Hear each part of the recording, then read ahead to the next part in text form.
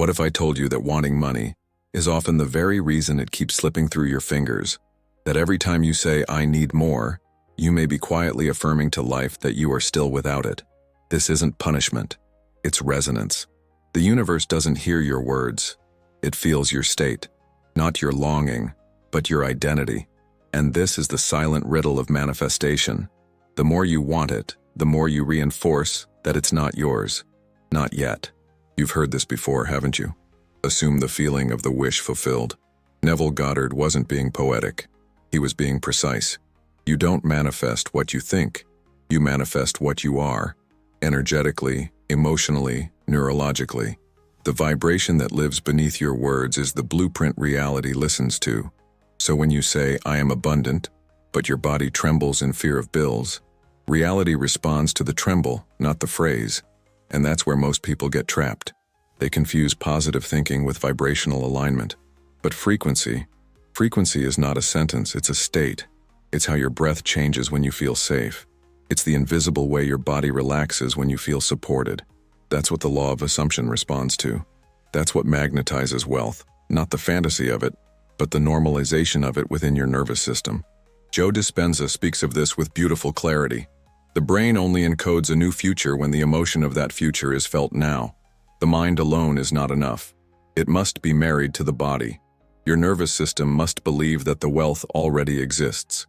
Your breath, your posture, your heartbeat must begin to respond as if the new life is already here. Because in the quantum field, it is. Your body is not just carrying you through life. It is broadcasting your state, not your wishes, not your affirmations, but your current emotional truth. So if there's tension in your chest every time you open your bank app, if there's a pit in your stomach when you imagine having more, that is your true broadcast. And the signal you emit is the reality you attract. Think of it like tuning an old radio. The money you desire is already playing on a very specific frequency. But if you're stuck on static, if you're tuned into worry, urgency, lack, you can't hear it. Not because it's far away, but because you're not matching it. You don't need to try harder. You need to tune differently. So today, this isn't a lesson in theory. It's not a list of steps. It's a remembering, a realignment, a return to the emotional home of abundance. And it begins with this. You already are the version of you who has everything you've been seeking. You just haven't felt it long enough to believe it yet. Breathe with me. Let that truth sink in, not as a hope, but as a frequency. A quiet, steady signal from your future self, whispering to your present. I am already here. There's a quiet kind of tension that comes from wanting, a subtle tightening in the chest, a mental grasping, a background hum of, not yet. And though it feels natural, this desire for more, what often goes unnoticed is the frequency it emits. Wanting can be a hidden declaration of not having, and in the language of the universe, that declaration becomes law. You can tell yourself you're manifesting money. You can repeat affirmations, write down goals, script your dream life every morning. But if underneath those actions lives a silent anxiety, a worry that it might never happen, then what you're truly manifesting is the emotion of lack. Not the money, not the abundance, but the state of needing, hoping, wishing. And that's what keeps circling back into your life. This is why Neville Goddard was so insistent on assumption. Because assumption is not passive. It's not a wish. It's a state. It is when your inner posture matches the reality you seek. But most people live from a posture of expectation rather than embodiment. They wait for money to arrive so they can feel secure. But the delay is not caused by the absence of money. It's caused by the absence of identity. You are not creating from strategy. You are creating from state. And the state you carry most often, your dominant vibration, is what shapes your outer results. Not the occasional moment of inspiration, not the temporary surge of belief, but the emotional baseline you return to in the silence. It's like standing in a freezing room, begging for warmth, but refusing to light the fire. The universe hears your words, but it responds to your temperature. And if your internal frequency is still locked in the coldness of "I need," then that is the only reality it can mirror back to you. This isn't punishment, it's physics. And once you understand this, everything changes. Your frequency is not something you fix in moments of desperation. It is something you become over time. through gentle awareness, through daily honesty, through emotional inventory. Notice how often you think of money with tension, how often your body flinches at the idea of a bill, or tightens at the thought of receiving more. That flinch is a frequency. That reaction is a broadcast, and it speaks louder than your vision board ever could. The truth is, money responds to expectation, not desire. And your expectations are not mental. They are energetic. So if deep down you expect struggle, expect delay, expect lack, then that expectation forms the mold from which your life is shaped. But here's the power. When you start seeing yourself not as someone trying to manifest, but as someone who already is abundant, the signal changes. And so does everything that's drawn to it. Sometimes it's not the absence of money that holds us back. It's the emotional story we've attached to it. For many, money has never been neutral. It has been the rescuer, the savior, the only way out. And in this unconscious narrative, money becomes entangled with pain. So even as you call it in, you relate to it from the place of suffering. And this is where the loop begins. If money is the answer to your distress, then your identity must remain in distress for money to remain relevant. You become dependent on the idea of rescue, which silently positions you as the one who needs saving. And that emotional positioning, though subtle, is incredibly powerful. It locks you into a vibrational identity that keeps wealth at arm's length. Because money isn't drawn to desperation, it's drawn to coherence. And when your energy says, "I'm incomplete without you," it cannot mirror back a reality of fullness. There's also the deeper layer, one many never realize. For some, wealth is tangled with guilt, a sense that if they receive more, they'll betray where they came from. That prosperity might disconnect them from family, community, or their own identity, and so they keep themselves small, unconsciously loyal to struggle. They fear that by rising, they'll be rejected, that by thriving, they'll lose love. This is what trauma does. It builds emotional contracts with scarcity. It makes fear feel safer than expansion. It conditions your nervous system to associate more with danger and less with home. So even when the opportunities arrive, even when the money begins to come, something within you finds a way to release it, to sabotage, to delay. Not because you're broken, but because your subconscious is trying to protect you from a threat that no longer exists. But what if you reverse the story? What if money was not your rescuer, but your reflection? What if it showed up not to save you, but because you've already saved yourself? That changes everything. Then it's not about chasing. It's about receiving. It's not about escaping. It's about stabilizing. To rewrite this loop, you must first feel its rhythm. Notice when your desire for money spikes after emotional discomfort. Observe when you fantasize about wealth as an exit from anxiety. And begin to question, what if I already am safe? What if I no longer need money to prove that I matter, that I've made it, that I can finally relax? Because if your emotional bucket is leaking, no amount of external abundance will fill it. You'll keep pouring more in only to feel empty again. The work is not in forcing more. It's in sealing the vessel, in healing the identity that formed in lack, in building the kind of internal safety that no bank account can give you, yet always attracts the one that does. This is the shift. From money as escape, to money as reflection. From scarcity as identity, to worthiness as default. From chasing something outside of you, to realizing the most valuable frequency already lives within you. All that's left is to trust it long enough to let the loop dissolve. Beware. Frequency isn't a thought. It's a trained emotional habit. You've been told to think positively, to repeat affirmations, to visualize. But if you've ever done all of that and still felt stuck, there's a reason. It's because frequency doesn't respond to thoughts. It responds to emotional tone. And emotional tone isn't a moment, it's a habit. A rhythm your body has been trained to return to, whether you're conscious of it or not. This is why you can speak abundance all day long, yet still vibrate with fear. Why you can visualize wealth every morning, and still attract more lack.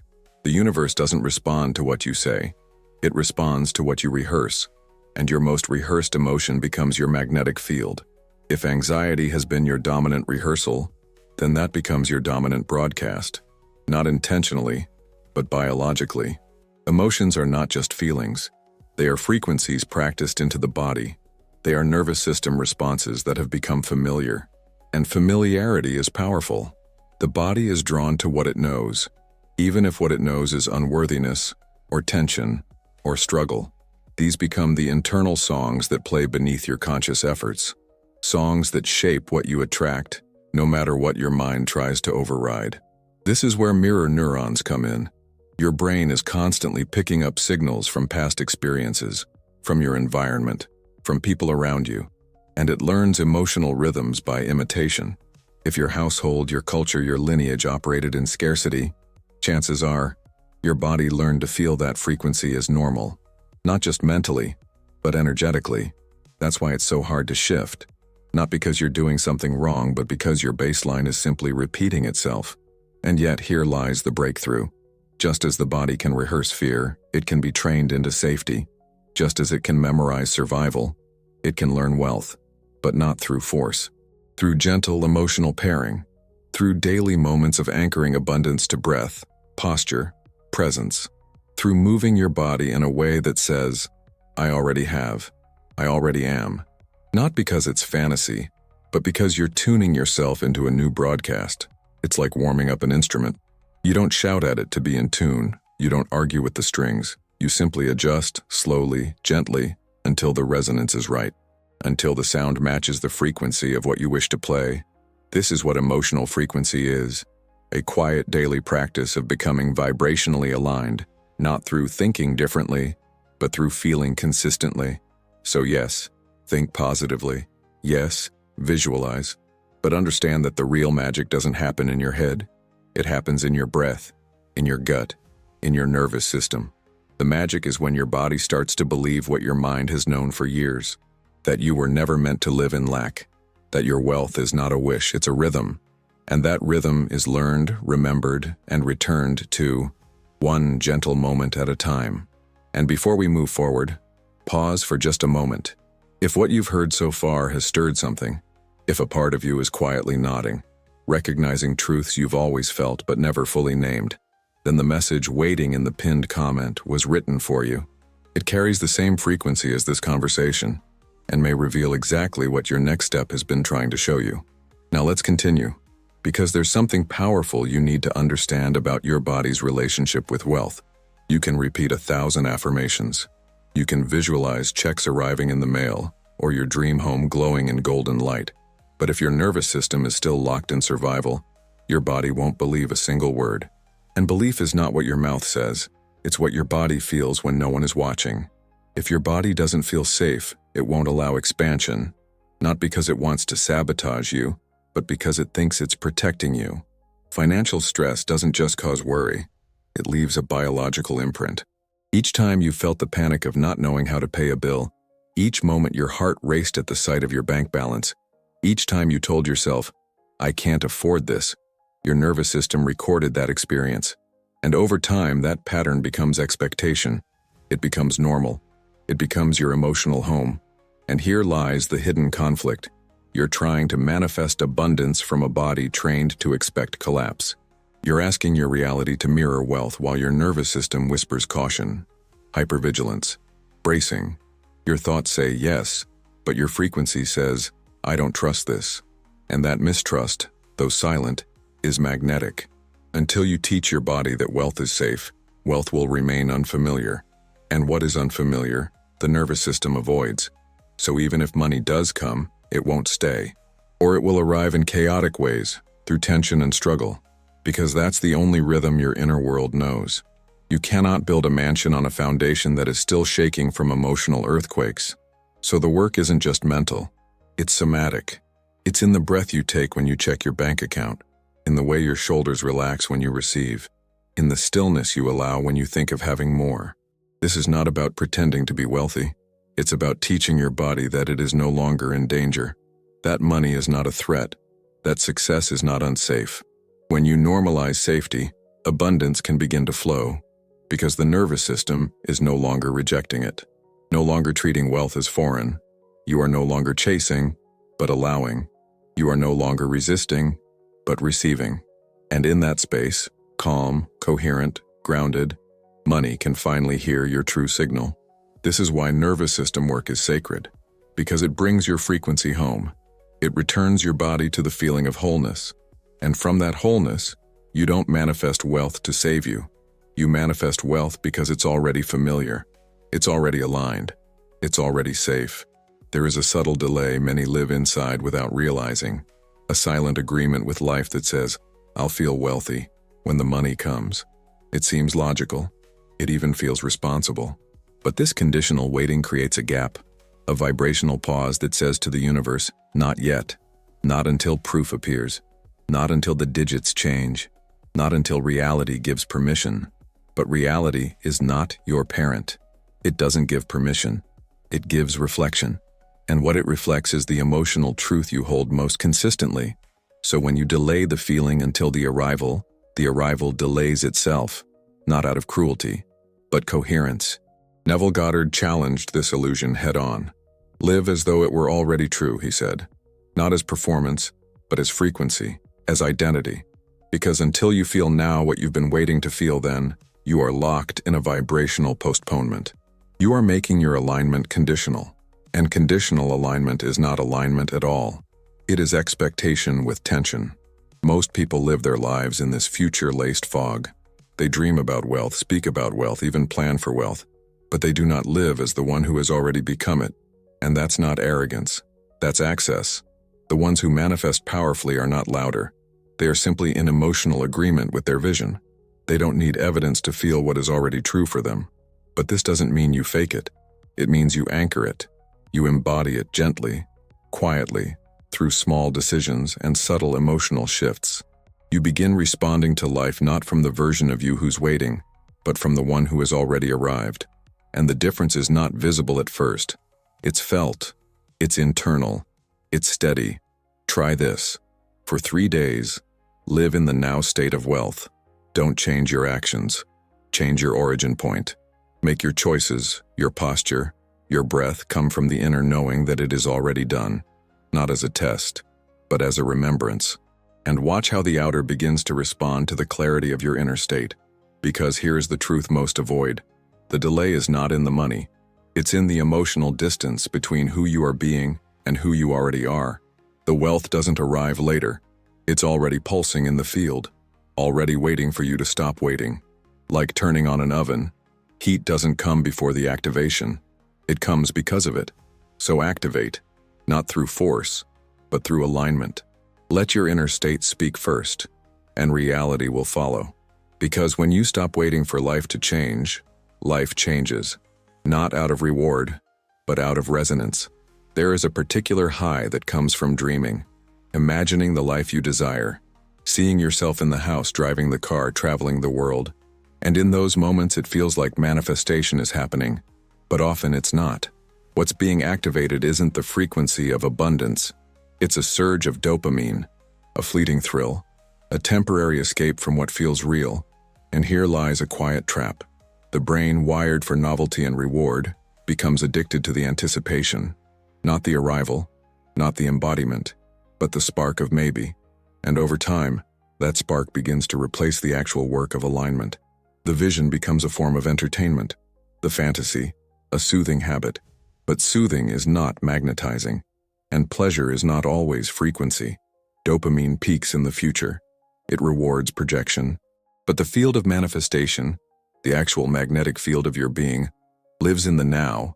It responds not to what excites you momentarily, but to what you embody consistently.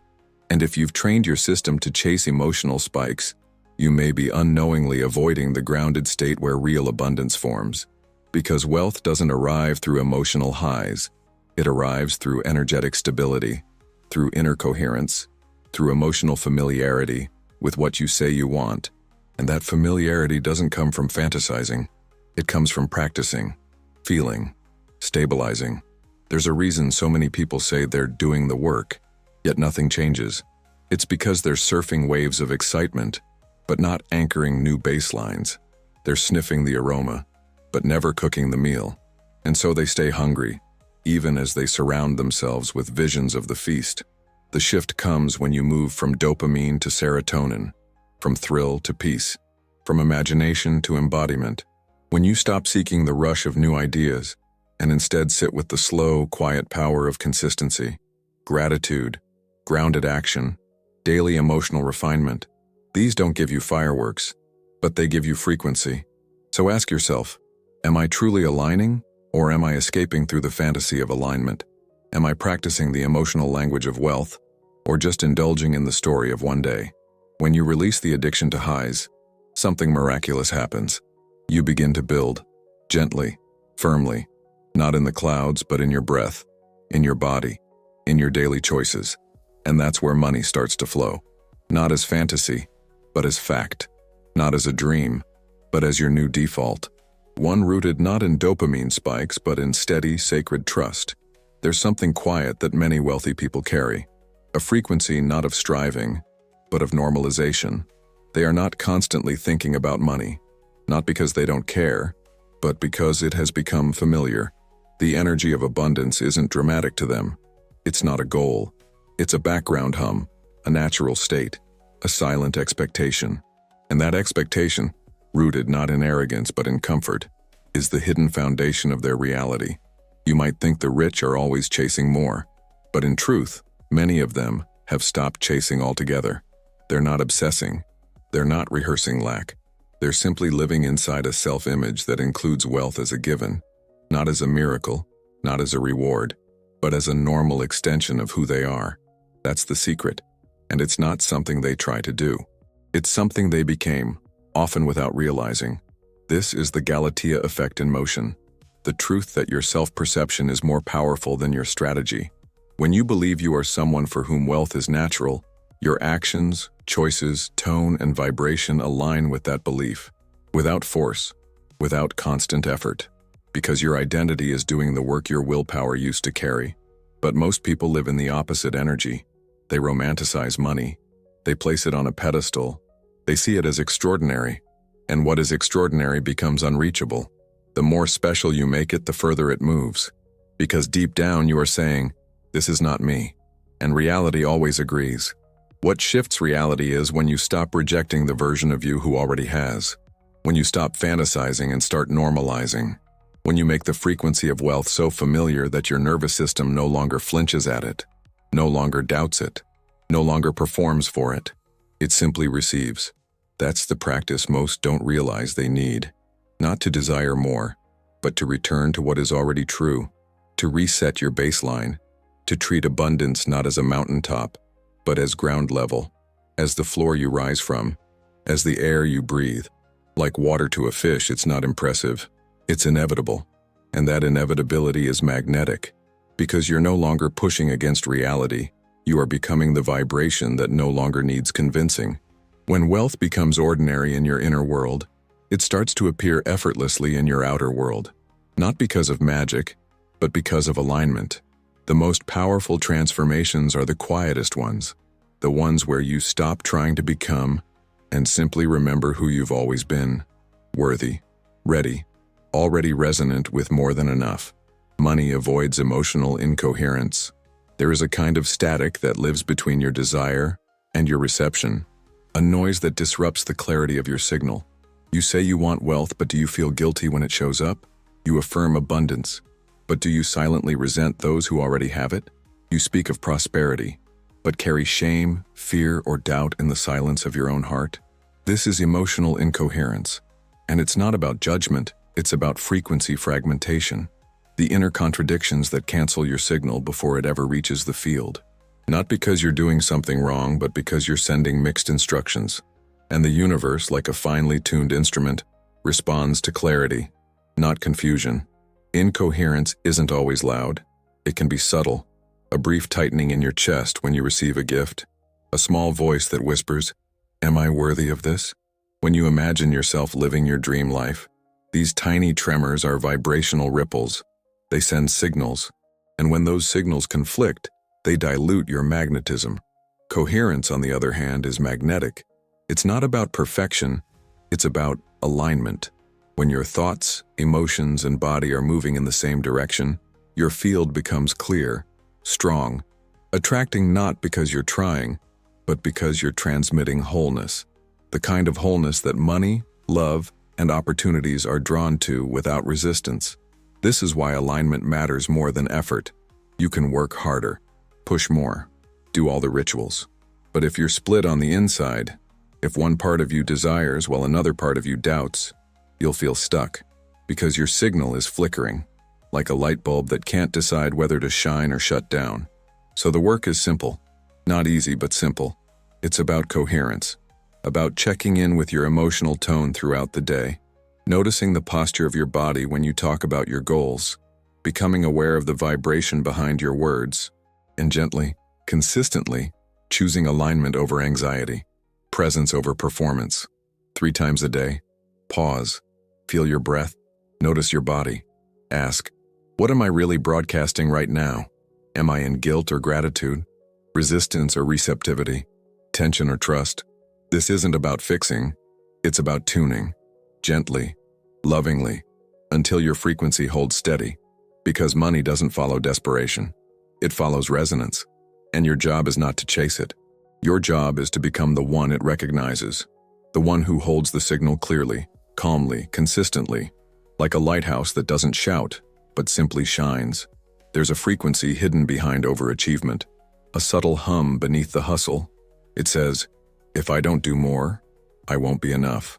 And though it often wears the mask of ambition, its true source is fear. Not the kind of fear that shouts, but the quiet kind. The one that whispers you still haven't earned the right to receive. Many people chase money not from alignment, but from anxiety.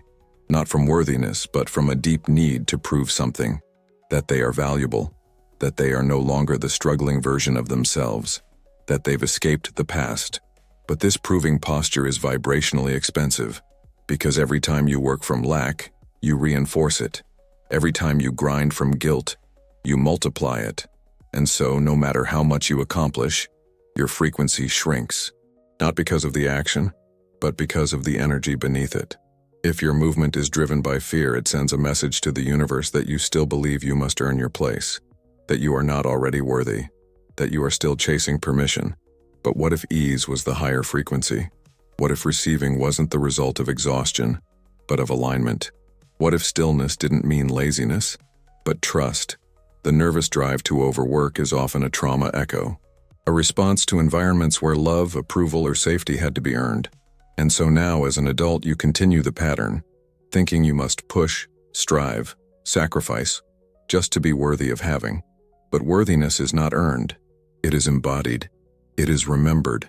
And it begins when you stop yelling into a silent room, trying to be heard, and instead, you listen to the quiet truth already rising within you. Strategic rest isn't withdrawal. It's recalibration. It's an energetic reset that tells your system, I am already enough. And from that frequency, your actions shift. They become cleaner, more effective, more aligned, not diluted by desperation, not distorted by fear. You're not here to prove. You're here to express. You're not here to beg life for abundance. You're here to allow it to respond to your presence. And presence cannot emerge from burnout. It rises from coherence, from self-respect, from emotional clarity. So pause, not because you're giving up, but because your frequency matters more than your pace. Because the you who rests with trust is already vibrating higher than the you who overworks from fear. And that vibration is what life responds to. Not the sweat, not the struggle, but the silent signal that says, I no longer need to chase what is already mine. I just need to receive it from who I truly am. Wealth is an internal sensory language. Wealth is a language your body must learn to speak. Not through words or willpower, but through sensation. Neville said, what you feel yourself to be, you are. That means wealth must be felt, not imagined, until it becomes familiar. Begin anchoring it in the 5 senses, how it moves through your breath, how it settles in your posture, how it walks with you.